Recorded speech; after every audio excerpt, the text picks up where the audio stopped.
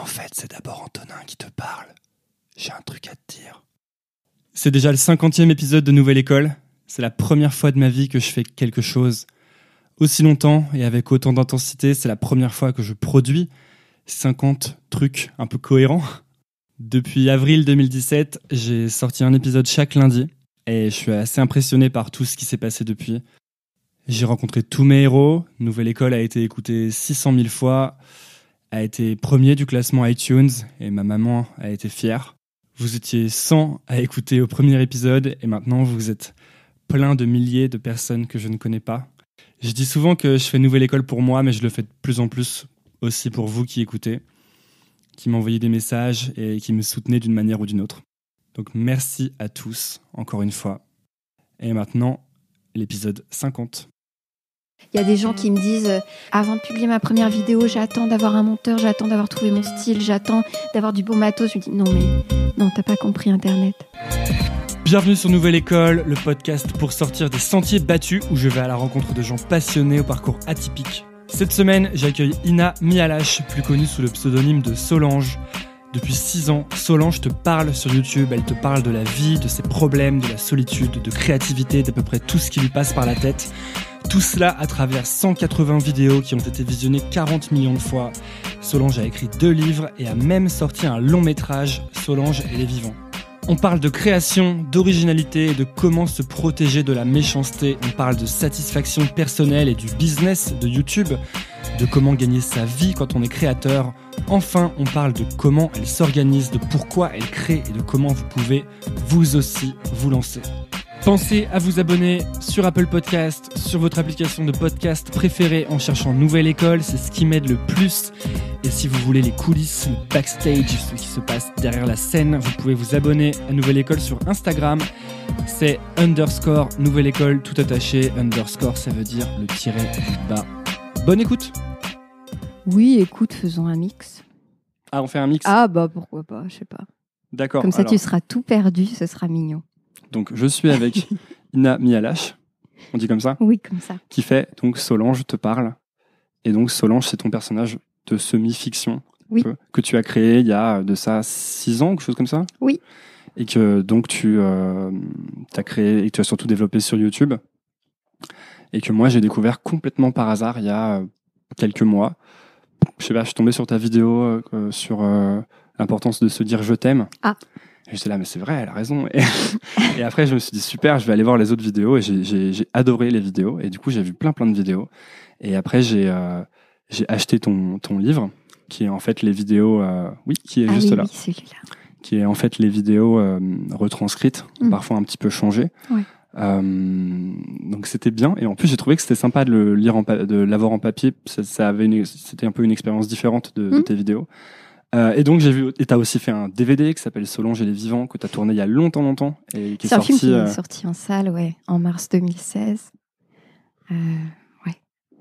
Et qui est pour le coup qui n'est pas une compilation de tes vidéos, qui est plus un long métrage un peu concept, où on va découvrir Solange et donc sa vie à travers des personnages avec qui elle va interagir, enfin, les vivants quoi. Et ensuite tu as sorti un deuxième livre qui s'appelle Très intime, où tu vas voir des femmes et vous parler de leur intimité, en fait. Et donc, comme je te disais juste avant qu'on commence, quand j'ai découvert, j'ai vraiment adoré. Vraiment, je trouvais ça super. Et donc, j'en ai parlé. Et j'ai dit, vous connaissez Solange te parle? Et le jour me dit, bah oui, évidemment, on connaît Solange te parle. Et j'ai dit, bah, vous en pensez quoi? Et ils m'ont dit, il y en a qui m'ont dit, mais c'est génial, j'adore. Et il y en a qui m'ont dit, je déteste, c'est terriblement nul, je la supporte pas. Et en fait, ça polarise beaucoup, Solange. Pourquoi tu penses que ça polarise autant?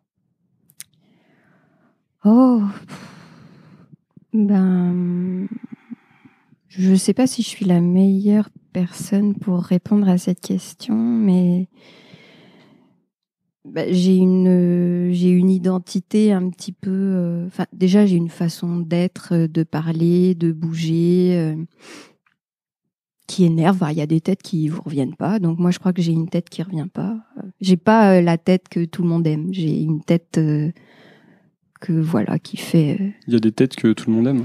Il y a des têtes plus adaptables et lisses et plus sympathiques spontanément. Et Et aussi, je crois, sur YouTube, comme c'est un endroit de divertissement grand public, mais je le dis pas avec arrogance, mais je pense que je proposais quelque chose qui était assez différent et je pense que ça a été beaucoup perçu dans le paysage de YouTube comme peut-être, c'est pas plein de choses. Au début, c'était les gens croyaient que c'était un fake, il y a des gens qui croyaient que c'était une pub, il y a des gens qui croyaient que j'étais malade, enfin que j'étais autiste, d'autres que j'étais, enfin après comme oui que j'étais bobo, donc c'est vrai que c'était disponible sans avertissement préalable au milieu de toutes sortes de trucs, et donc peut-être qu'il y a des gens qui ont réagi par rapport à ce qui existait à l'époque, et c'est sûr que c'était différent. Et comme quand même Internet, c'est le lieu des épanchements viscéraux, ça a créé des réactions vives. Et puis aussi, après, il y a eu ce que j'ai fait sur Radio France. Et puis, j'ai eu de la presse un petit peu un télo bobo. Donc, fatalement, il fallait se positionner. Est-ce que j'aime pas, et ça fait toujours bien de pas aimer quelque chose aussi. Et toi, est-ce que tu l'as pris comme un signal? Est-ce que ça veut pas dire qu'on fait quelque chose d'un peu intéressant ou d'un peu original quand justement ça polarise comme ça? Concrètement, au début, c'était violent. On a envie d'être aimé de la terre entière. Mais en effet... Dès le début, t'as pris une grosse déferlante de... Ça a été graduel, mais oui, il y a des vidéos, par exemple, ma première vidéo où je parle de la nudité, Solange te parle nu, et puis ensuite, quand j'ai commencé à Radio France, et puis après quand j'ai fait Je suis bobo et je vous emmerde, ça c'était des grands moments pivots où finalement j'avais d'un coup beaucoup de nouvelles personnes qui me découvraient et qui prenaient position, et là c'était rude. Mais en effet, comme j'ai fait une école de théâtre avant, et que contrairement aux très jeunes youtubeurs qui se lancent, moi j'avais déjà 26 ans, puis de l'expérience de concours et de scène. J'avais pas envie de changer pour m'adapter ou de plaire à tout prix. Je tenais à ce que j'étais, et je savais quelque part que j'avais raison, et puis ça, je sais pas de changer pour réconcilier les avis. Mais comment tu faisais pour te protéger alors à ce moment-là? Enfin, comment on fait pour se protéger? Ouais. J'en parle parce que pour l'instant, c'est très très faible, mais c'est une problématique que j'ai l'impression que je vais avoir à un moment ou à un autre. Ouais, tu crois? Oui. Je pense que tu auras moins de sexisme. Oui, ça c'est sûr. Il y a une vidéo où pendant 3 minutes, tu lis des commentaires haineux à ton chien, ta chienne. Oui. Et c'est assez dur, ouais. Il y a un comportementaliste canin qui m'a même écrit pour me dire que mon chien aurait des séquelles. C'est vrai? Alors que moi, tout le monde s'en fout. Non, comment on fait pour se protéger? C'est un peu triste parce qu'à un moment, juste on se coupe de... Moi, c'est assez radical. Maintenant, je vais plus lire, quoi. Rien. Tu lis plus du tout les commentaires? Non. Alors, parfois, j'ai quelqu'un qui peut faire le tri pour moi et qui me donne un petit peu la couleur, mais c'est dommage de perdre un peu le contact que j'avais à mon public, parce que du coup, je mets tout le monde un peu dans le même panier, mais c'est tellement bête de un matin se lever, fouiller dans les commentaires, et c'est presque comme un terrain miné. T'as un truc, tu t'y attendais pas, ça t'explose à la gueule et ta journée est foutue. Après, il y a pire dans la vie, hein, évidemment. C'est pas. Mais des insultes gratuites, des gens. Ce qui fait mal, c'est les insultes, ou c'est les choses qui tapent sur des trucs qui sont un peu vrais? Parce que moi, quand on m'insulte, en fait, ça me fait rien, presque. Ouais. Mais souvent, on va me faire des critiques qui sont très très dures, et en fait, elles touchent un truc qui est quand même un peu vrai et dont je suis conscient. Et c'est là que plus j'encaisse, quoi. Ouais, mais après, c'est que t'entres dans des problématiques, mais c'est un peu vrai, mais en même temps, c'est pas particulièrement vrai pour toi. Et souvent, il y a énormément de projections et la personne parle d'elle. Et tu te dis, mais pourquoi elle me dit ça à moi? Et t'es vraiment en contact de sa souffrance à elle. et finalement dans une problématique qui est vraie, d'accord, mais qui est universelle et qui te concerne pas et qui est inutilement méchante et enfin des critiques très très constructives. Je sais pas. Ah oui, non, sur YouTube, c'est dur. Tu pourrais pas faire une genre de newsletter où il y a que les gens qui finalement t'aiment, qui sont abonnés, qui répondent. Si tu veux, c'est ça. J'y réfléchis vraiment. C'est drôle que tu dis ça. Je réfléchis vraiment à trouver une option pour créer une sorte de groupe safe, de safe space où je puisse quand même échanger avec ma communauté. Mais sinon, tu peux faire un Tipeee ou un Patreon où tu as besoin de mettre 1 euro. Mais comme aucun hater mettra jamais 1 euro, après, tu as ton endroit avec que des gens qui... Mais c'est exactement... Tu lis dans mes pensées. Ouais. C'est ce qui est en train de tourner dans ma tête en ce moment, ouais. Et si quand tu publies quelque chose, tu vas pas voir du coup les réactions, comment tu fais pour savoir si ce que tu as fait, est-ce que tu vas te baser sur la vie des gens pour savoir si ce que tu as fait est bien, ou est-ce que maintenant t'en es arrivé à un stade où tu as besoin de rien, aucun marqueur externe, et tu arrives vraiment à savoir de manière interne que ton truc est qualitatif? Comment tu fais? Disons que j'ai 2 ou 3 personnes proches, très proches dans ma vie qui sont les seuls vis-à-vis. Premier, genre avant que je publie ou même quand j'ai une idée, ou qui sont vraiment des gens en qui j'ai toute confiance, que je connais depuis avant Solange et qui m'épaulent. Mais c'est intéressant que tu dis ça parce que c'est beaucoup revenu sur ce podcast de une sorte de conseil de guerre un peu de toutes les personnes qui passent, qui ont 2-3 personnes en fait dont ils vont chercher la vie, et pour justement ne plus avoir à dealer avec le reste des avis du monde. C'est un peu triste. En plus, moi je pense que on perd une sorte de candeur et de générosité à se braquer pour finalement une minorité de personnes qui est violente. Mais qu'est-ce que ça a changé pour toi? Qu'est-ce que tu perds, tu penses? J'ai changé. On évolue fatalement, mais je crois qu'il y avait une part d'enfance et de tendresse ou d'une sorte de cœur tendre, ouvert et insouciant et un peu j'ai envie de tout donner, de la libido finalement, que tu perds parce que, puis on le voit dans les youtubeurs qui ont de la bouteille, on est sans arrêt à chaque fois qu'on dit un truc à s'imaginer le commentaire qui va venir par rapport à ce truc. Et si je me filme et que je bois de l'eau du robinet, on va me dire mais t'as fait trop couler l'eau, et que t'es toujours en train de faire les propres commentaires de ta propre vie. Donc tu perds en innocence en fait. Je pense, ouais. Mais c'est une contrepartie. Faut faire la part des choses, c'est pas si grave et... Non, mais c'est important pour ce que tu produis, du coup, j'imagine. C'est important, mais parmi les commentaires qui font mal, il y a la catégorie des gens qui disent « Évidemment, c'était mieux avant » ou « C'est plus ce que t'étais » ou « Je t'aimais mieux quand tu faisais tel truc » ou « T'as changé ». Ça fait rudement mal parce que ça fait écho à ta propre nostalgie. Et t'es nostalgique de la Solange d'avant ou pas? Ou des débuts? Je le suis, mais en même temps, je me bats contre ça parce que il faut vivre, sinon on saute par la fenêtre, quoi. Et comment tu fais du coup pour cultiver ou garder la spontanéité, l'envie de faire des choses? Je vois même tes vidéos récentes. Moi, ça me plaît toujours autant, en tout cas. Mais est-ce qu'il n'y a pas parfois... Est-ce que du coup, maintenant, t'es pas en train de te dire... Oula, je peux pas dire ça, ou d'avoir peur quand tu dis quelque chose, parce que tu as quand même un style dans lequel tu vas dire des choses que moi je trouve très vraies, et les dire très franchement.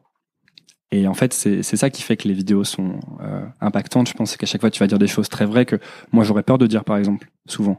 Ah ouais. Oh, t'es gentil, Antonin. Non, je crois pas que c'est sur la censure de la franchise mon problème. C'est plus sur la libido, mais bon, je suis une grosse névrosée dépressive, donc ça... bienvenue. Prends un coussin. Non, parce que si je prends un exemple, et en plus c'est parlant parce que tu dis que tu as commencé YouTube quand tu as découvert la vidéo de Norman, qui disait que c'était devenir adulte. Oui. Et moi j'ai découvert Norman avec cette vidéo, et j'avais été fan de Norman. Moi j'ai vraiment été fan de Norman pendant des années. Wow. Genre Norman devenir adulte, je pense que je l'ai vu beaucoup de fois. Et je trouve que Norman, que j'aime toujours, mais dans son travail depuis quelques années, j'ai l'impression comme d'une perte d'insouciance, ou en tout cas une peur permanente, la peur de toujours être à côté de la plaque. Et du coup, j'ai le sentiment qu'il... Et récemment, ça me fait j'ai la même idée avec Eminem, donc rien à voir, mais que du coup, il y a une sorte de... Comme si ils étaient en recherche permanente de la recette qui a fonctionné au début pour retrouver les ingrédients et refaire cette recette. Alors que moi, j'aurais envie qu'il fasse des trucs qui n'ont rien à voir et qu'il ait l'air de s'amuser vraiment. Oui. Mais ça doit être très difficile. Maintenant, il a 10 millions d'abonnés. C'est un énorme business, quoi. Ouais. C'est très juste tout ce que tu dis et je suis d'accord avec toi sur Norman. Mais après, il y a ce truc du médium inconnu qui n'a que 10 ans, qu'on ne sait pas où il va, que nous, il a été YouTube, tu veux dire. Il a été un hyper déclic pour nous. Il évolue d'année en année. L'algorithme, il te fait faire des trucs dingues. Moi, j'ai commencé un peu à jouer le jeu.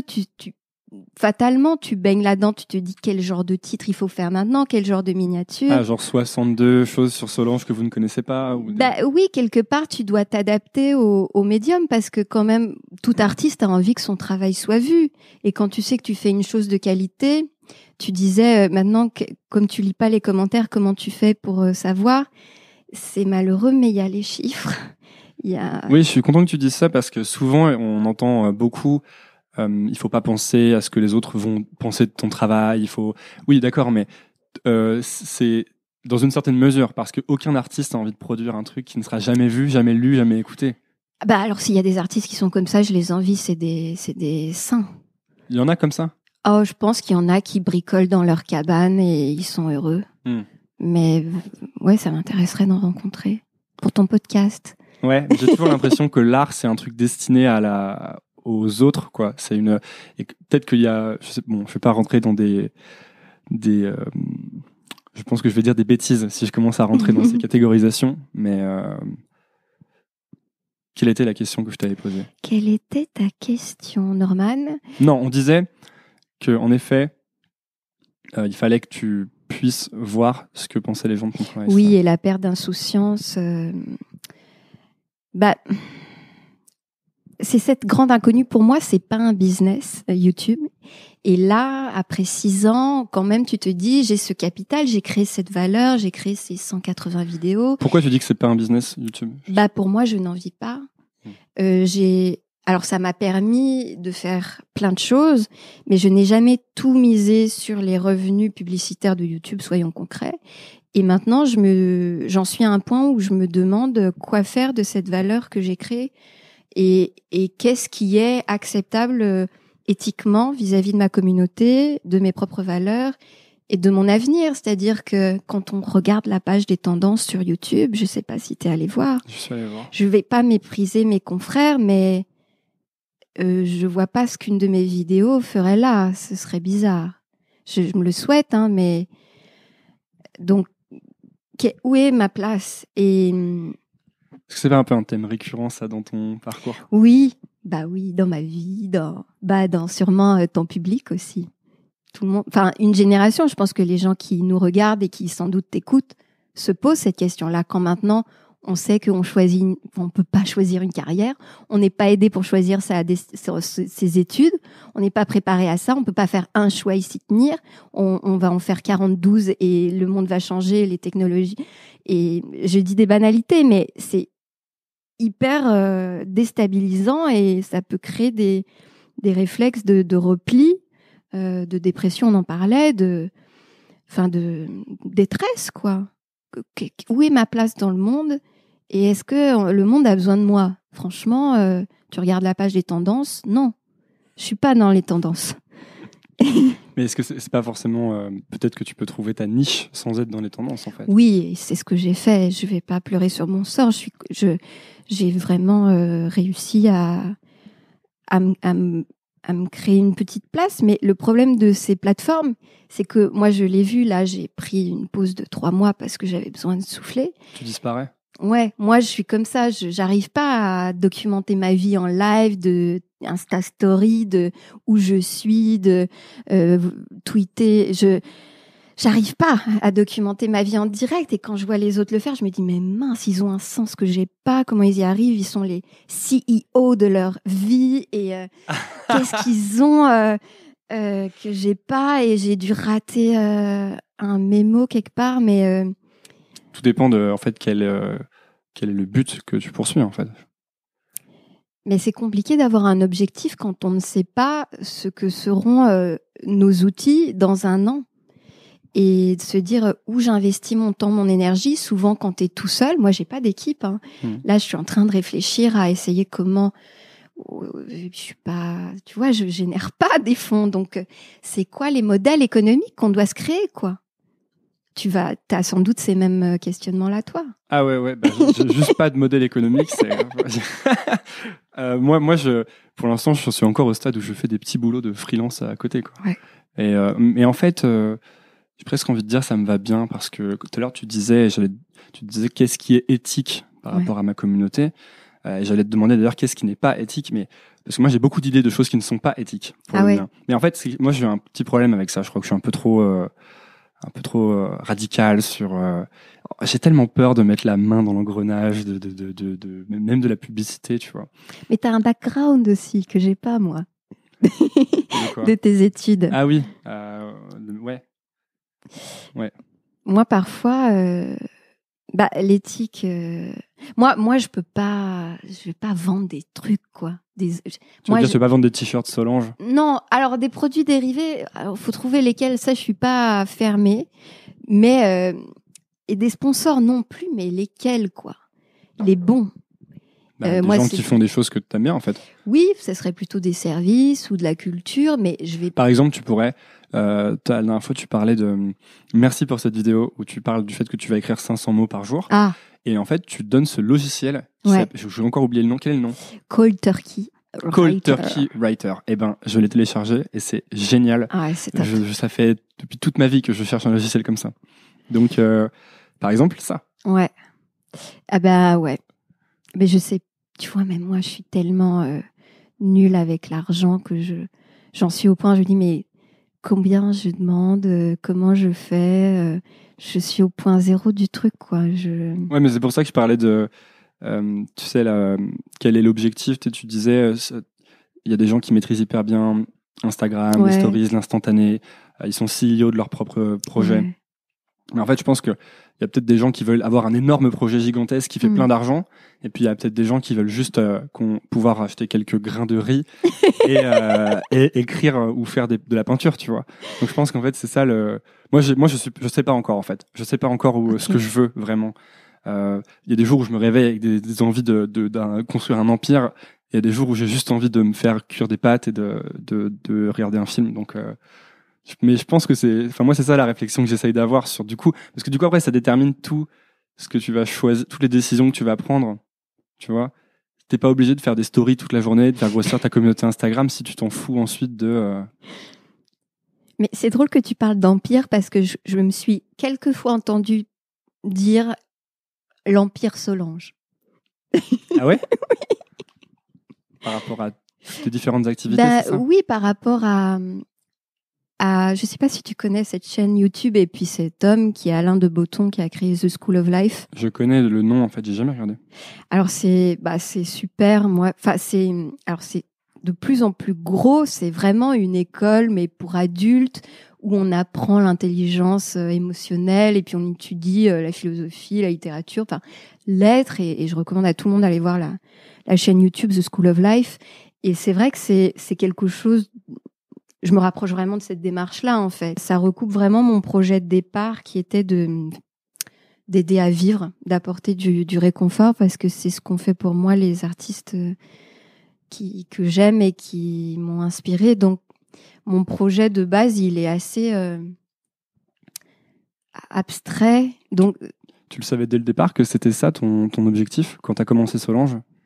Ou tu l'as rationalisé au fil de l'eau? Ah non, je savais déjà que je faisais quelque chose pour aller mieux moi et que quelque part pour aider les gens qui allaient mal comme moi, pour en rire, pour apporter de la légèreté, de la distance, du recul et une sorte de douceur, de bulle, de se dire on est ensemble et ça va aller. Et t'arrives à aller mieux à travers Solange? Est-ce que tu as le sentiment que maintenant, tu es plus heureuse, plus épanouie qu'avant que tu commences ça? Professionnellement, oui, parce que moi, il y a toujours eu un enjeu. Moi, ça n'a jamais été un hobby, YouTube. C'était tout de suite des enjeux assez artistiques et professionnels. Donc, ça m'a vraiment clairement aidé à me situer, à situer un peu ma place professionnellement et à déclencher des opportunités de films, de livres, de radio, tout ça. Donc, professionnellement, oui, c'est incomparable. J'étais vraiment dans mon lit en 2011, vraiment, vraiment mal. Donc là, ça va mieux. Mais bon, je continue de chercher, de toujours chercher. Mais je pense que ça s'arrête pas, ouais. Non? Je pense que ça s'arrête pas et ça va au mieux. Ouais, surtout quand tu fais des trucs créatifs, ça peut jour après jour, quoi. C'est un moteur, ouais. Mais en fait, c'est une vraie problématique pour... là, je pense, ne serait-ce qu'aux gens qui écoutent et qui se disent j'ai envie de faire comme Solange, tu vois. Ouais. J'ai envie de me lancer. Il y a une vraie question de comment est-ce qu'on gagne sa vie, comment est-ce qu'on peut gagner sa vie et est-ce qu'on peut gagner sa vie tout court, tu vois.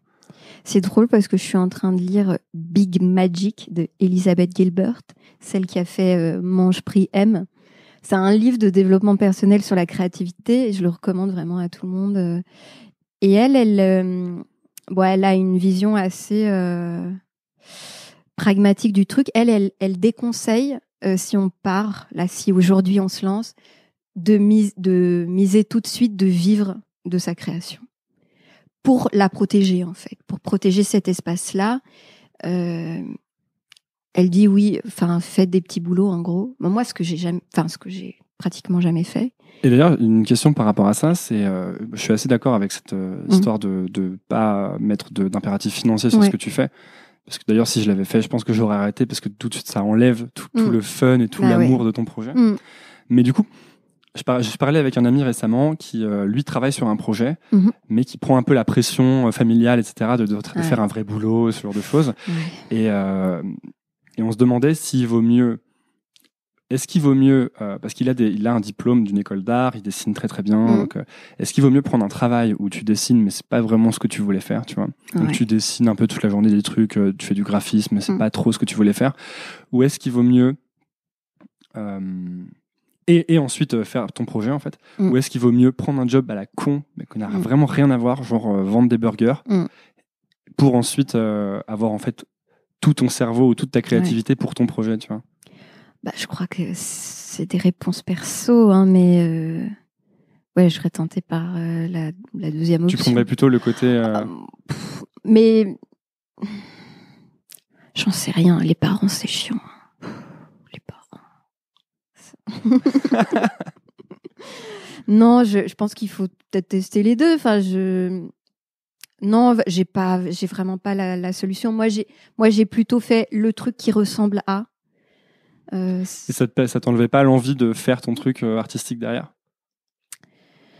Parce que moi j'ai l'impression que par exemple si je voulais, mettons, écrire un livre et que je me disais ok, alors pour écrire un livre j'ai quand même besoin de gagner de l'argent d'abord parce que déjà même si je le sors je gagnerai pas d'argent et de toute façon j'en ai besoin maintenant, mais ce serait peut-être qu'il faut que je prenne un travail où j'écris, comme ça je double écris et je deviens encore meilleur en écriture. Et j'aurais peur en fait que le fait d'écrire toute la journée, mettons pour, je sais pas, que je devienne journaliste ou quelque chose comme ça, me enlève l'envie d'écrire le soir. L'écriture c'est autre chose parce que l'écriture ça prend la tête. Mais je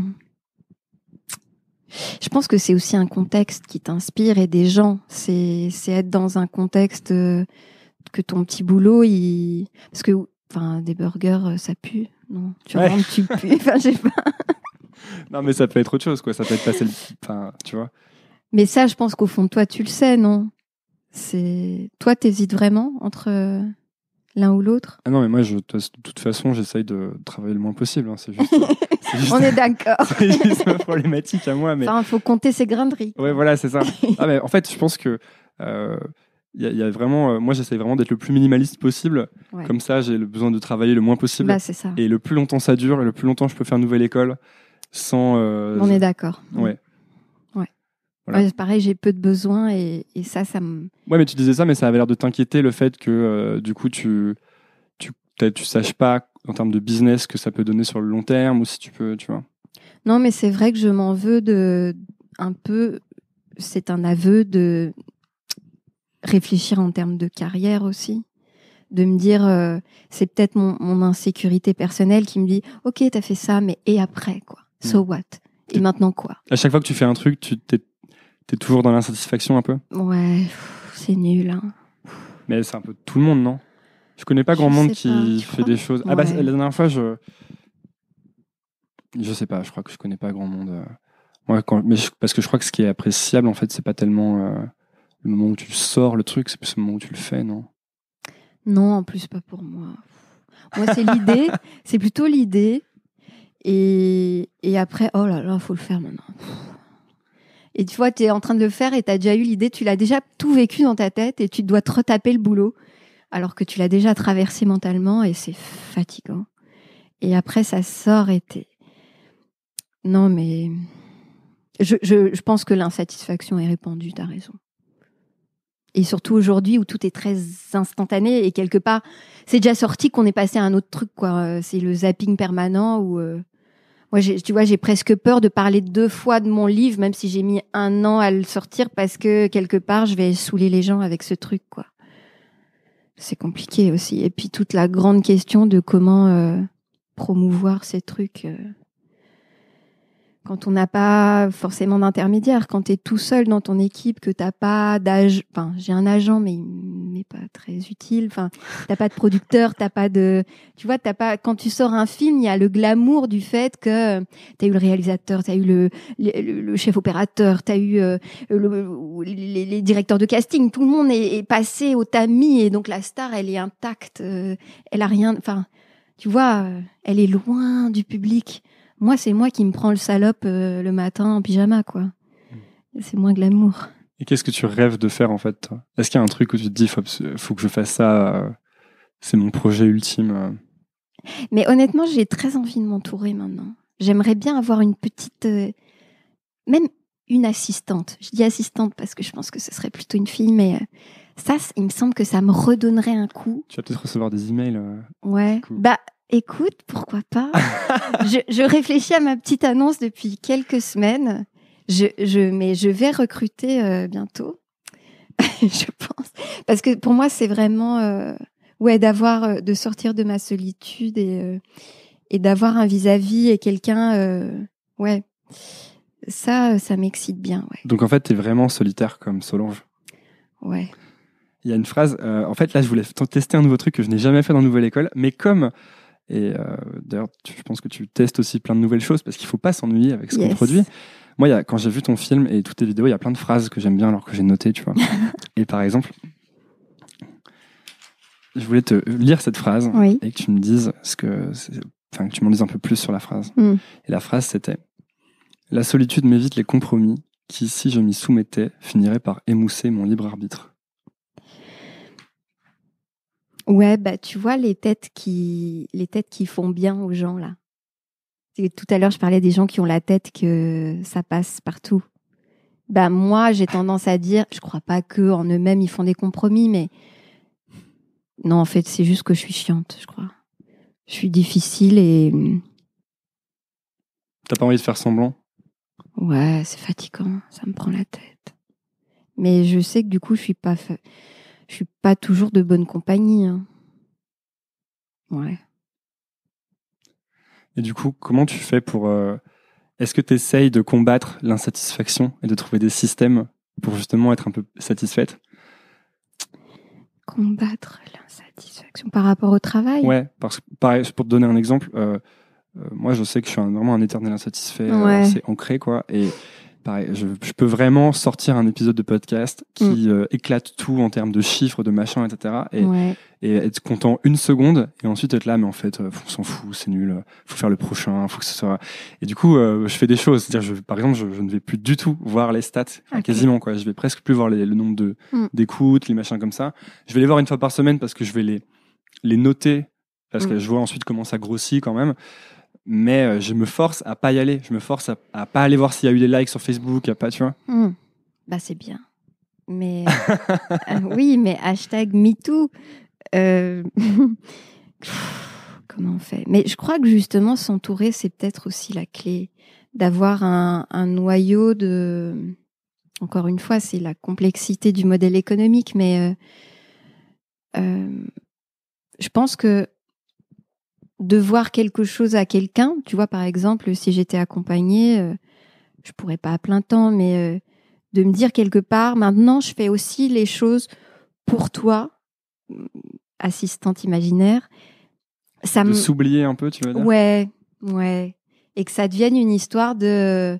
qu'on crée une micro-entreprise, finalement, c'est ça, où quelque part, ça pétille dans les yeux de quelqu'un qui prend part aussi au truc, et oui, que ça se détache de son propre ego, et que ça devienne une expérience partagée. Par rapport à l'ego, tu sais que tu dis que t'es narcissique. Ouais. Et que t'as envie que depuis que t'es toute petite, t'as envie que les gens te voient. Est-ce qu'il y a eu un travail, et j'ai trouvé ça vraiment intéressant que tu dises ça, parce qu'en fait, c'est pas un truc qui se dit trop, quoi. Ouais. Dans la vie, je suis narcissique. Moi, je pense qu'il y a un peu de ça aussi, tu vois. Si je suis toujours en train de faire des trucs pour que les gens le voient, que ce soit de la musique, des podcasts, écrire des articles, des choses comme ça, je pense qu'il y a un peu de ça, tu vois.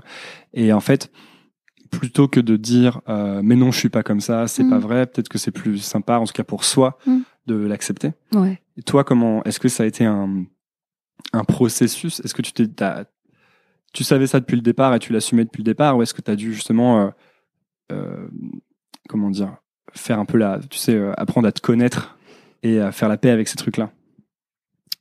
Non, je pense qu'il y a un peu de provoque aussi, bien sûr, tout ça est entre fiction et réalité, mais je trouve que c'est hypocrite, qu'il y a pas mal d'humilité hypocrite quand il faut à tout prix s'envoyer la pierre, se dire ah non, je suis pas très bien, ah non, je suis... Alors que quand même globalement les gens manquent d'estime et de confiance en eux. Donc moi il y avait un côté oui, je suis narcissique, quoi, on va le dire. Comme quand aussi j'ai dit je suis jalouse de Léa Seydoux. C'est tabou, mais d'être jaloux, faut pas être jaloux, c'est mal, c'est moche. Mais non, je suis jalouse, vivons-le. Et regardons 53 heures de film de Léa Seydoux. C'est quelque part avouer c'est tabou. Il y a un côté thérapeutique aussi. Je crois pas que c'est une sorte d'hyper introspection, parce qu'en tant que comédienne et fatalement, on est regardé, on a envie d'être désiré, donc oui, ce serait hypocrite de nier ça, mais c'est notre génération. Moi, bizarrement, j'ai un problème avec le selfie. J'arrive pas à faire un selfie. Je trouve ça obscène de retourner ce geste-là que je fais, de mettre sa main devant sa tête et j'arrive pas. Mais tu fais des vidéos où tu filmes ton visage. Oui, mais il y a un pied. Pour moi, c'est de l'autoportrait. C'est différent du selfie. Et je trouve, oui, que c'est absurde de se défendre d'un narcissisme qui est de l'époque, quoi, qui est absolument contemporain, qui existe partout. Donc, je pense qu'à partir du moment où on s'avoue narcissique, on peut causer après, quoi. Ça fait du bien à tout le monde de se l'avouer un peu, je pense. Mais justement, ce qui est difficile, c'est de rechercher quels sont un peu les masques qu'on porte, et de les enlever. Tu vois? Ouais. Genre, je pense que si on prend mon exemple, je prends mon exemple parce que c'est le seul exemple que j'ai. Après, il y a des gens qui viennent me dire dans les commentaires, ouais, il fait que de parler de lui, etc. Écoutez, c'est comme ça. Si je prends mon exemple là-dessus, je pense qu'il y a beaucoup de choses que je ne m'avoue pas, tu vois. Quand tu dis je suis narcissique, moi je pense qu'il y a beaucoup de choses comme ça en fait que je m'avoue pas. Tu vois, et je peux pas te donner les exemples évidemment vu que ce serait paradoxal sinon. Mais peut-être qu'il y a des choses, si tu me le disais, je te dirais non, pas du tout, je suis pas du tout comme ça, alors qu'en fait si, tu vois.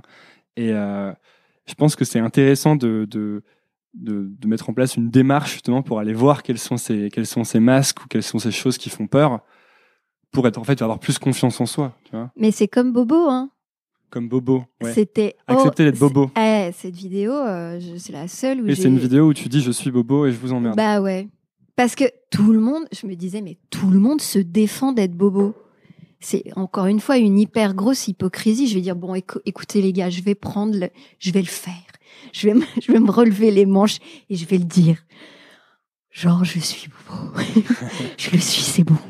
C'est moi, je vais prendre les blâmes, je vais faire une Jeanne d'Arc de moi-même. Parce qu'à un moment, c'est ridicule, quoi, de se voiler la face à ce point-là.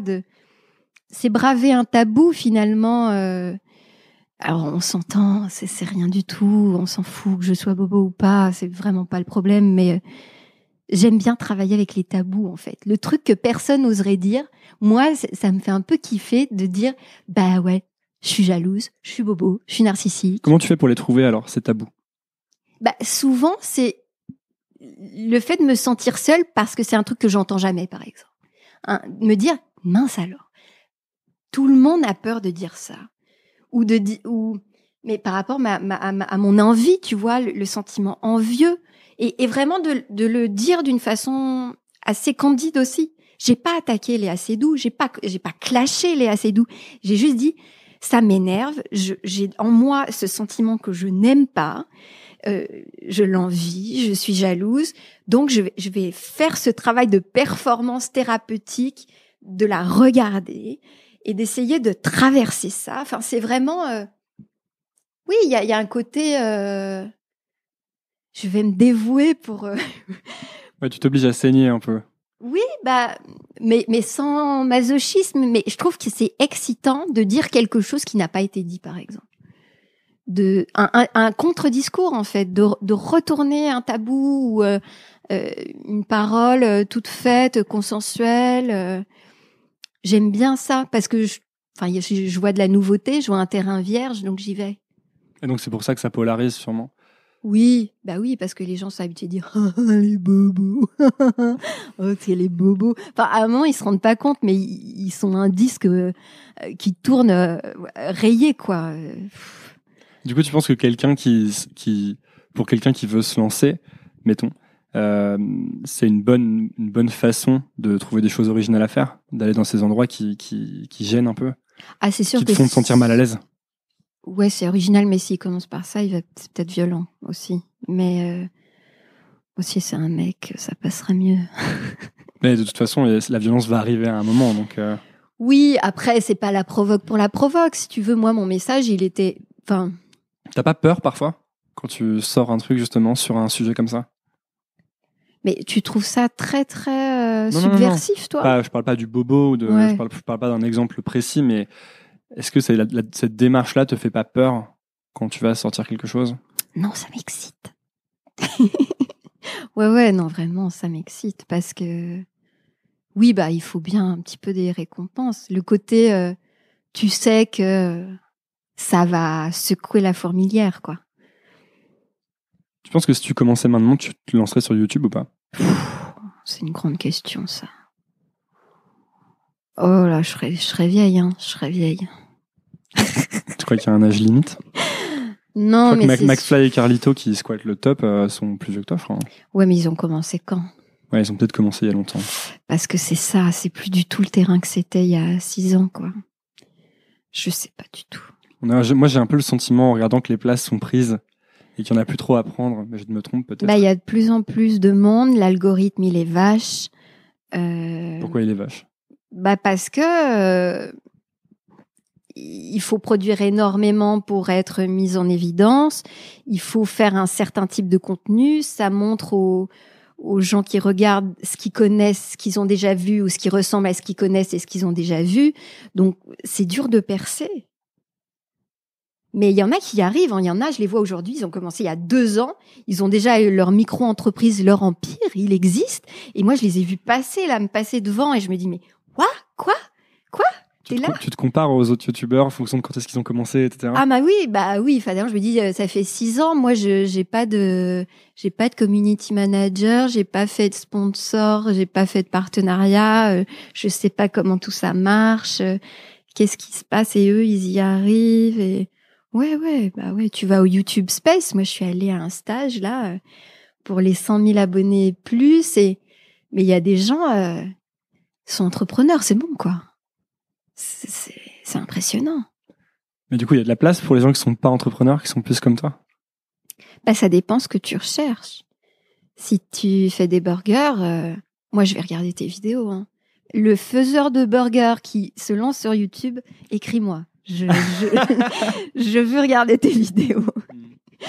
Ouais, le problème, c'est que YouTube devienne la nouvelle télé. Moi, c'est un peu ce qui est en train de se passer là. Ouais. Par contre, ça, j'ai vraiment un problème avec ça. Je perds l'intimité, ce qui me plaisait tant chez YouTube, la personne seule dans sa chambre qui bricole ses trucs. Quand maintenant, il y a un cadreur, il y a un réalisateur, il y a de la post-prod, il y a toute une équipe, t'as un générique de 40 noms. Non, moi, je suis pas sur YouTube pour voir ça. Non. Ouais, tout devient très produit et du coup, il y a un côté... on en parlait, je crois, au début, mais... forcément, quand ça grossit, quand tu produis, du coup, tu as des attentes de résultats puisqu'il y a un investissement. Oh, ouais. Donc, ça te contraint dans ta production. Ouais. Et il y a quelque chose que tu disais que j'avais trouvé vachement intéressant. C'est que tu disais, moi, j'ai envie de garder une part d'imprévu ou d'inattendu et que les gens qui vont voir mes vidéos ne sachent pas exactement ce qu'ils vont y trouver. Et moi, j'ai aussi un peu envie de faire ça dans mon podcast. Ouais. Et du coup, de varier.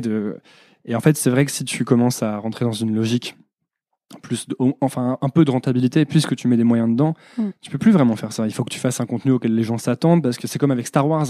Tu peux pas expérimenter un Star Wars complètement loufoque quand tu as racheté la licence 3 milliards.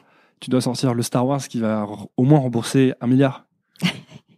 Ouais, mais moi, je concurrencerai jamais ça. Je sais pas si parce que je disais un peu, je suis un peu artée du YouTube game, tu vois, ou des cinéastes qui ont une petite...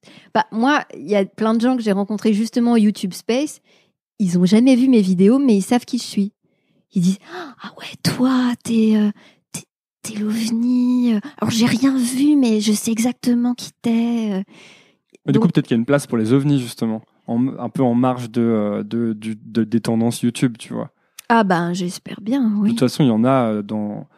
En fait, il y en a dans toutes les plateformes. Des gens qui ont des communautés très, très soudées, du coup. Ouais. Il en faut, mais j'espère que YouTube nous a... c'est pas vraiment parti pour, quoi. Qu'il accompagne les petits. Et moi qui suis dans la commission là qui a été créée par le CNC pour aider au financement des youtubeurs, t'as pas entendu parler de ça? J'ai un copain qui est youtubeur et qui, justement, a bénéficié de ça, je crois. Ah, ok. Ouais. Mais moi, je suis pas youtubeur. Hein. Ah ouais. Non, mais en fait, je me rends compte que beaucoup de youtubeurs veulent faire de la fiction. Et moi, c'est un peu un truc qui me fend le cœur. Pourquoi? Parce que qui dit fiction dit équipe, hyper-production, moyen, long format.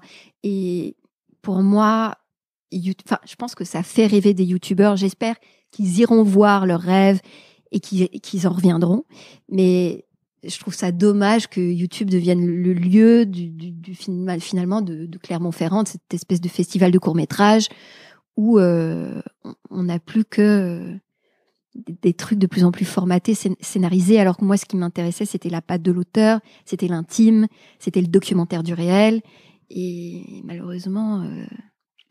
Après, sans doute que si YouTube offre plus ça, il y a un nouveau truc qui va sortir qui offrira ça à nouveau. Ouais, tu crois? Ouais, je crois beaucoup à ça. Misons là-dessus. Mais après, je sais pas, je peux pas prédire le futur. Je voulais te demander comment tu t'organises, en fait. Parce que parce que tu produis quand même pas mal de trucs, en fait, mine de rien. Et moi, comme je suis dans une je pose toujours les questions pour moi, en fait. Hein, ouais. Comme je suis dans des problématiques en ce moment de production, justement. Production j'ai envie de créer des choses et de les poser sur la petite pile de choses que j'ai créées, quoi. Ouais. Et du coup, je me demandais comment tu t'organises, quoi. Quel est ton mode de vie de mi-artiste, mi-entrepreneur? Parce que c'est un peu ça, en fait. Tu m'as fait monter les échelons, là. J'ai pas encore ma médaille de moitié d'entrepreneur. Écoute, ça, c'est un truc que t'apprends sur le tas. Hein, mais moi, je sais que perso, je me mets bien en danger. C'est-à-dire que le film, je l'ai fait comme ça. La radio, je l'ai fait comme ça. Les livres, je les ai faits. Bon, les livres, on est un peu venus me chercher, ce qui était rare qu'on vienne me chercher, malheureusement. Mais venez me chercher si vous voulez, venez. Mais c'est plutôt mettre un truc, dire je vais faire ça. Moi, je savais dès que j'ai commencé Solange que je voulais faire un long métrage un jour, tu vois. C'était dans ma bucket list. Donc, dès que j'ai commencé à faire YouTube, je parlais de ça à l'agent que j'ai eu, je parlais de ça en interview, je parlais de ça aux producteurs que je rencontrais. Et donc, à un moment, tu dis les choses et elles se font, quoi. Enfin, c'est pas qu'elles... J'ai souffert, c'était pas le film de mes rêves dans les conditions rêvées, mais ce film, il est ce qu'il est, il existe, il est une trace implacable de ce que j'étais, de ce que j'ai voulu, et il est arrivé parce que j'ai dit je veux faire un film. Après j'ai dit oui, je veux faire cette résidence d'art contemporain parce que j'ai envie de légitimité, j'ai envie de me frotter ce que je fais en ce moment là dans le nord de la France, de me frotter à des artistes de cette génération. J'ai envie d'avoir un diplôme, de gagner en épaisseur, de faire un objet pour les espaces d'expo. Donc voilà, c'était dur, c'est encore dur, j'en chie, mais je fais ce truc. Les livres, c'est pareil, je me suis dit oui, faut que je fasse ça. Et puis là, je me dis, c'est un truc que je dis depuis longtemps, un spectacle. Donc c'est un peu lancer dans la nature les idées, et fatalement... Qu'est-ce qui fait que tu les fais et que tu les... Moi, je lançais beaucoup d'idées dans la nature que j'ai jamais faites, hein. Et tu sais, on dit oui, mais il faut le dire en public, comme ça, après le fait que tu l'aies dit, il y a une honte à pas le faire. Alors moi, ça marche pas du tout, ça. Vraiment, le nombre de fois où j'ai dit je vais faire ça et je l'ai pas fait. Je sais pas, t'as quel âge? 26 ans. Ah ouais. Bientôt. Ok, ça va, t'es en avance sur moi. Le problème, c'est ça. C'est que marrant que tu dises ça. Ouais, non, ouais, mais en fait, je crois que c'est ça. J'ai peur, quoi. J'ai peur d'être en retard. Vraiment, quand Solange est arrivée, j'ai eu l'impression que je rentrais dans la rame de métro, que les portes se fermaient, et que de justesse, j'étais dans la rame, tu vois. Et que depuis, je me dis, mais oulala, mais ouais, t'es en retard, quoi. Donc, faut que tu te rattrapes, donc faut que tu fasses ça. C'est vraiment stressant et c'est pas un truc que je conseille. Je pense que j'ai tort parce que j'ai toute la vie, parce que quelque part, je fais encore 18 ans et que, enfin, physiquement, ça va, tu vois, j'ai pas de problème, mais ouais, je crois que c'est la peur d'être en retard et bizarrement, je suis plutôt autodidacte, tu vois, j'ai pas vraiment fait d'études supérieures. Bon, là, je suis un peu en train de rattraper. Et quelque part, je me dis, mais il faut des lignes sur mon CV. C'est nul. Je me rends compte que je suis complètement stupide, mais que quelque part, il faut pas qu'il y ait une année sans qu'il y ait un projet phare, tu vois. Donc, un peu, je lance des projets phares et je me dis, tu vois, il y a ce dicton, better done than good. Donc, vaut mieux l'avoir fait. Better done than perfect, je crois. Ouais, ou ça, voilà. Et moi, tu vois, moi encore, je me dis, il vaut mieux l'avoir fait que ce soit bien. Et parce qu'en plus, je suis perfectionniste, je suis chiante, je suis jamais contente. Donc, quelque part, je me dis, ça se trouve, tu vas faire les choses et nostalgique comme t'es, dans 2 ans, tu vas dire, oh là là, mais c'était pas mal. Et j'ai réussi à faire ça. Et aujourd'hui, qu'est-ce que je fais? Et comment je vais faire? J'y arrivais avant, j'y arrive plus maintenant. Et donc, ouais, faut y aller, quoi. Enfin, c'est pas bien parce que je suis névrosée, que je suis stressée, mais voilà, je lance des trucs et je les fais. Comment tu fais pour choisir alors, vu que tu as besoin d'un projet phare? Comment tu fais pour choisir le projet? Parce que j'ai l'impression que c'est un des trucs les plus difficiles. Qu'est-ce que tu écris? Qu'est-ce que tu filmes? Comment tu sais que c'est ce projet-là? Parce que tu peux pas en faire 10 000 non plus, tu peux en faire peut-être je sais pas, 2, 3 en même temps. Ouais, après moi je suis beaucoup une puce. Donc quand j'ai fait le film, je me suis dit non, plus jamais. Plus les films c'est bon, j'en fais plus. Les gens me disaient vous ferez un autre long métrage, je disais non, écoutez là maintenant j'écris. Et après le livre, j'en ai sué et tout le livre, non, je vais plus jamais écrire. Écoutez, maintenant je fais un spectacle. Moi je passe un peu d'un autre médium à un autre, moi c'est ça. Et YouTube a toujours été une sorte de camp de base où je suis toute seule, où c'est freestyle, où c'est un peu des brouillons, où voilà, c'est gratuit, c'est libre. C'est intéressant ce que tu dis des brouillons. Ouais. En fait, ça te permet de tester les idées, YouTube, c'est ça? C'est juste que pour dire ce qui est, comme il faut être présente et beaucoup produire, à un moment, si tu tournes, t'as une idée le matin, tu tournes la journée, tu publies le soir, tu peux pas non plus être Tarkovsky, quoi. Faut dédramatiser le médium qui est par essence spontané, donc faut laisser sortir. Et moi, je trouve énormément de séduction et de charme à cette pépite qui crépite, qui est imparfaite et qui sort, quoi. Et moi, c'est ce que je regarde comme abonné des chaînes que j'aime, tu vois. Donc, tu crois que c'est important justement d'avoir un truc qui t'oblige à toujours sortir, à toujours. Faut balancer. Moi, je suis pro. Parce qu'on pourrait aussi se dire, oui, mais moi, je veux sortir une œuvre d'art et je vais aller bosser 5 ans sur mon livre. J'ai fait le deuil de ça. Alors, tant mieux, ceux qui ont le courage de ça, je leur lève mon chapeau. Mais pour moi, c'est une question de vie ou de mort, en fait. Parce que, déjà, c'est intenable nerveusement, quoi. Nerveusement. Psychologiquement, ouais. Non, je pense que moi, j'ai fait le deuil à un moment, dès que tu te lances sur Internet, il y a des traces. Tu vois, moi, je google jamais mon nom, mais je suis sûre que si là, devant toi, je googlais mon nom, ça, je crierais. On peut le faire. Non. Si tu veux. Non, mais tu vois, c'est tout sale, c'est tout plein de bruit, c'est brouillon, c'est fouillis, c'est des trucs dans tous les sens, c'est moche, c'est des images dégueu, c'est des trucs mal montés, c'est tout dégueu dans tous les sens, c'est Internet, quoi. Ça déborde, ça pue, c'est pas organisé, donc, à un moment, t'es sur Internet, faut faire le deuil de tout contrôler, quoi, ce qui sort. Moi, j'ai mon ami écrivain Clément Bénèche qui à un moment qui me disait à moi, faut que je me calme sur les tweets parce que faut que j'en garde, enfin faut que je me fasse rare parce que je veux quand même que les gens achètent mes livres et je l'envie et je l'admire pour ça quelque part le type. L'écriture, c'est encore sacré pour lui. Il publie chez Flammarion. Chaque mot est compté. La ponctuation nickel.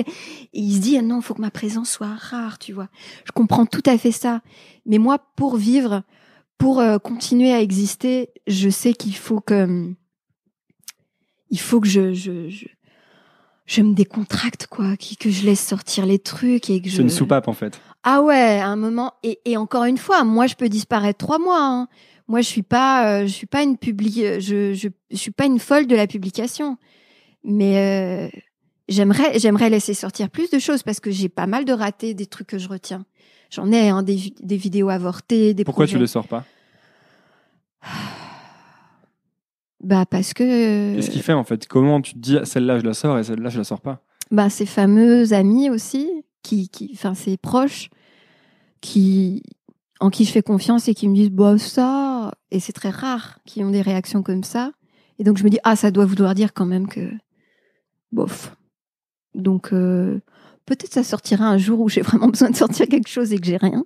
C'est arrivé où je sorte des vieux trucs, mais bon, il y a ça, il y a la vie des proches, et puis parfois c'est des choses que je trouve pas appropriées parce que mine de rien il y a quand même des terrains où je vais pas trop, tu vois, des trucs de je donne beaucoup d'intime, mais c'est pas télé-réalité ce que je fais non plus, tu vois. C'est pas trash, mon quotidien trash, quoi. Ça, j'y vais pas. J'ai pas envie. Donc en fait, ce que tu dis, c'est qu'il faut accepter l'imperfection à fond, quoi. Ouais, et être généreux. Je pense qu'en plus, sur Internet, ça paye d'être généreux. Qu'est-ce que tu veux dire par être généreux? Bah, je pense après, il y a toujours la question qualité versus quantité. Mais quand tu trouves un peu ta patte, et même quand on commence, hein, il y a des gens qui me disent ah ouais, mais avant de publier ma première vidéo, j'attends d'avoir un monteur, j'attends d'avoir trouvé mon style, j'attends d'avoir du bon matos. Je me dis non, t'as pas compris Internet. Non, moi je préfère voir une vidéo spontanée, courte, qui est représentative de ton univers maintenant, que le truc chiadé qui sera mort, qui aura plus de vie, mais qui sera parfaitement techniquement ou dans ton idée de ce qui devrait être parfait dans un an. Non. Moi, je sais que l'objet qui m'intéresse, c'est celui que tu vas pondre là dans la journée, qui va mettre le point de départ de ton projet et qui va t'encourager, parce que c'est une roue aussi. C'est un exercice, c'est un muscle. Donc, à un moment, plus tu publies. Et plus tu publies, plus tu t'améliores. Et c'est intéressant pour ça de voir les étapes et la progression des gens. Internet, c'est pas un endroit curaté où t'as justement ton long métrage que t'as mis 8 ans à tourner. On s'en fiche de ça. Ce qu'on veut, c'est les erreurs, les brouillons, les trucs qui sortent, Ouais, moi, c'est ça que j'aime. Pas tout le monde, hein. Ceux qui font les chaînes avec des équipes... La post-prod, moi, je comprends pas la post-prod. Des gens qui font du mix et de l'étalonnage... T'as un nom de mixeur et un nom d'étalonneur et un nom du type qui a fait le graphisme du générique. Je me dis, mais les gars, non.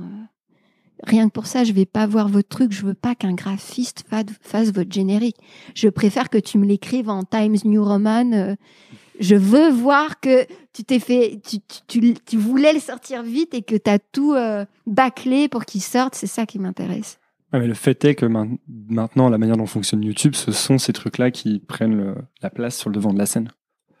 Donc on est forcément tenté de rentrer dans ce jeu-là. On peut se battre, on peut faire des trucs hyper... Il y en a eu, comment il s'appelait, Jacques, là, celui qui était rasé au milieu, là. Ou ceux qui font des... Ah non, on peut vraiment, si on s'y met à quelques-uns, ramener de la culture DIY. Moi, je demande que ça, hein. Le truc... on va tout exploser avec nos typos nuls et nos éclairages nuls et nos montages avec des... Ah non, il faut tellement trop que...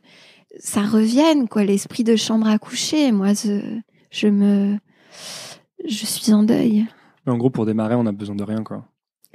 Non, après, ça dépend quels sont tes rêves, si tu as été ou non corrompu par l'idée, si tu es un cinéaste frustré, qui a envie de faire des beaux plans avec des belles caméras, et avec des belles ambiances, des musiques, des transitions parfaites. Oui, enfin. Mais non, moi, ce qui m'intéresse, moi, perso, mais je pense que je suis pas à la généralité, c'est de voir les tripes et sur la forme, j'ai juste envie que ce soit cru, brut et bah quoi, je te balance mon truc et vas-y, prends-le et c'est unique parce que c'est toi et tu t'es pas formaté. Alors, quels sont tes rêves à toi? Oh, je suis fatiguée là, j'ai trop parlé. C'est bientôt fini. Mes rêves, mais je t'ai déjà dit, je veux mon assistante. C'est tout ce que je veux, c'est ça mon rêve. Mon rêve, c'est d'avoir une petite entreprise où j'arrive à me renouveler, mine de rien, grâce aux autres, parce que quelque part, à travers toutes ces années de solitude et de revendication de ma solitude, je me rends bien compte aujourd'hui que l'autre, il a beaucoup d'intérêt finalement et il peut m'apporter. Et maintenant, je suis en manque de lui et en demande et j'ai besoin d'à travers la présence, le regard et l'amitié de quelqu'un avancer, quoi, me renouveler et proposer du contenu toujours plus inattendu, en fait. C'est ça le mot, c'est inattendu. Moi, j'aime bien ça. Mais parce qu'aussi, je me lasse de tout. Donc, ça a besoin de me surprendre moi, en fait, pour que ça me plaise et pour que ça m'intéresse. Il faut que tu produises le truc que tu avais envie de voir, quoi. Oui, et qui me change. Parce qu'à un moment, quand j'ai fait un truc 2-3 fois, je me dis, c'est bon, tu l'as déjà fait, quoi. Eh bien, merci beaucoup. Merci. Ina, d'être venue sur Nouvelle École. Je le finis différemment de d'habitude. D'habitude, j'ai des questions que je pose à la fin, mais j'en ai marre de toujours poser les mêmes questions. C'est bien, c'est bien. Du coup, merci. Ah oui, si, il y a un truc que je vais dire quand même. Où est-ce qu'on envoie les auditeurs? Alors attends, parce que du coup, il y a deux choses là. Où est-ce qu'on envoie les auditeurs et auditrices qui s'intéressent à ce que tu fais?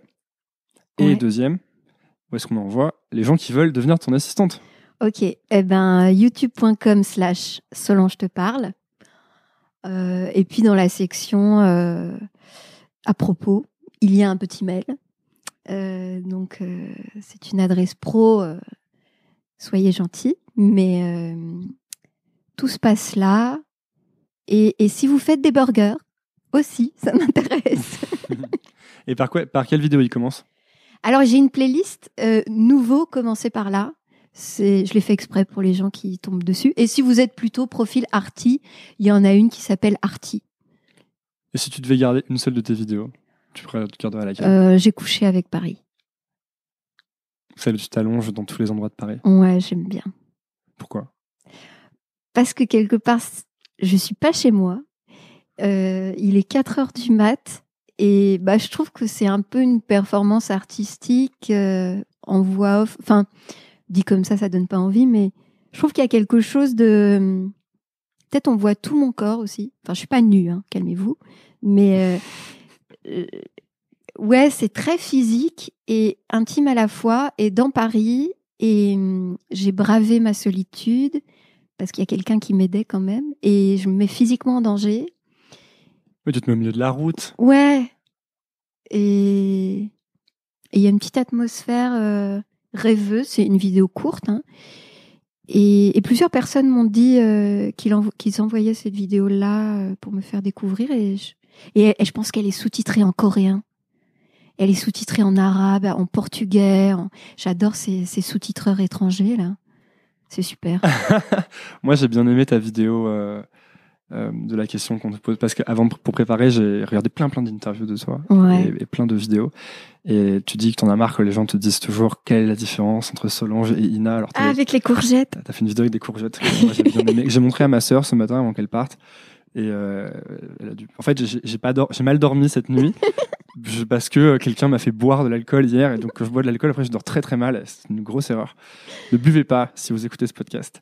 Et donc je me suis réveillé à 3h30 du mat, et je savais pas quoi faire, donc je me suis dit, je vais regarder tout ce que j'ai pas encore regardé. Ah.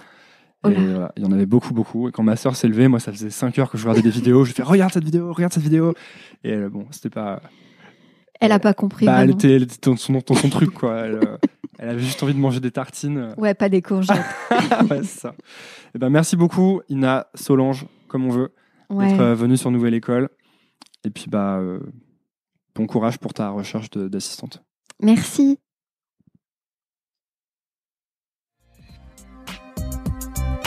Merci d'avoir écouté. Si ça vous a plu, pensez à vous abonner sur iTunes ou Apple Podcast en cherchant Nouvelle École. C'est la première étape. Ensuite, vous pouvez encore plus m'aider en donnant une note au podcast, 5 étoiles de préférence.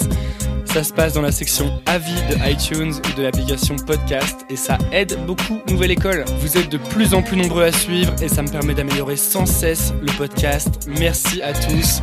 Nouvelle École, c'est tous les lundis sans faute à 17h. À la semaine prochaine.